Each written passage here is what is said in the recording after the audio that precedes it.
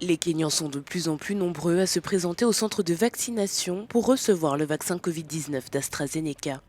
L'autorisation de l'Union européenne a levé les soupçons selon lesquels des caillots de sang inhabituels se formeraient après l'administration de la piqûre.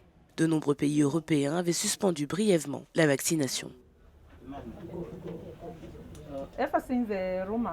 Depuis les rumeurs selon lesquelles le vaccin causait des caillots sanguins, les chiffres ont été initialement en baisse. Mais après la confirmation par les pays européens, les avantages l'ont emporté sur les inconvénients.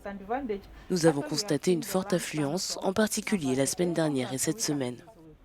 Aujourd'hui, depuis ce matin, je l'ai déjà donné à plus de 50 personnes et il y a toujours la queue. Les chiffres continuent d'augmenter. Donc je pense qu'après avoir confirmé que le vaccin est OK, les gens le prennent positivement maintenant et ils viennent vraiment.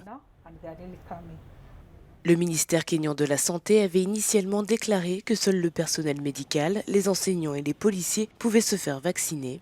Mais il semble que le faible taux de participation a permis à de nombreuses personnes qui n'avaient pas droit au vaccin de le recevoir. J'entends dire qu'il existe un vaccin contre le coronavirus, mais ma famille et moi-même ne le recevrons pas, car même les Blancs ne l'acceptent pas.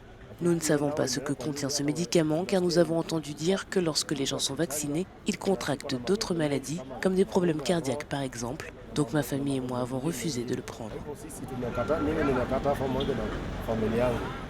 Début mars, l'Agence européenne des médicaments a déclaré que le vaccin n'augmentait pas l'incidence globale des caillots sanguins, sans toutefois pouvoir exclure un lien avec un petit nombre de caillots rares.